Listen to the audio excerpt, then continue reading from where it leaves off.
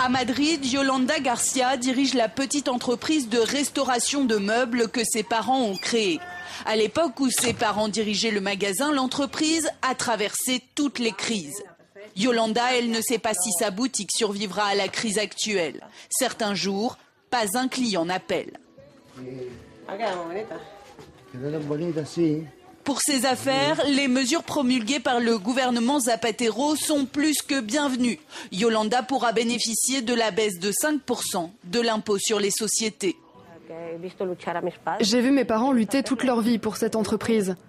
Moi aussi je veux me battre, mais je ne peux plus. Le gouvernement a fait ce qu'il devait faire, nous venir en aide, à nous qui avons une entreprise depuis très longtemps. Nous donnons du travail à d'autres gens. Il ne s'agit pas que de moi, mais aussi de ma famille et de nos employés. Cela me paraît très bien que le gouvernement commence à nous aider, à baisser l'impôt sur les sociétés de 5%. Malgré les nouvelles aides aux entreprises, les patrons comme Yolanda ont du mal à être enthousiastes. Rien que sur l'année 2009, 70 000 petites entreprises espagnoles ont disparu. D'autres mesures anti-crise ont-elles beaucoup de mal à passer dans la société espagnole? Le gouvernement socialiste supprime le revenu minimum, une allocation de 420 € par mois, dont bénéficient actuellement 620 000 chômeurs en fin de droit. C'est le cas de Luis Miguel, 55 ans, ingénieur en télécommunications. Cela fait 20 mois qu'il est sans emploi. Ses prestations chômage sont terminées. Il touche seulement ce revenu minimum que le gouvernement a décidé de supprimer. Après ça, qu'est-ce qu'on fait?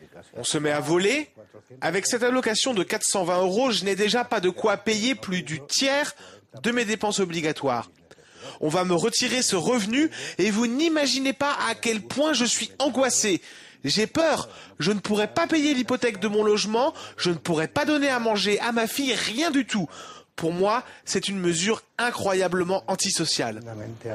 Dans une lettre adressée à Zapatero, Luis Miguel exprime sa colère. Après avoir passé 1 an et demi à envoyer des CV, il est persuadé qu'il ne trouvera pas de travail en Espagne.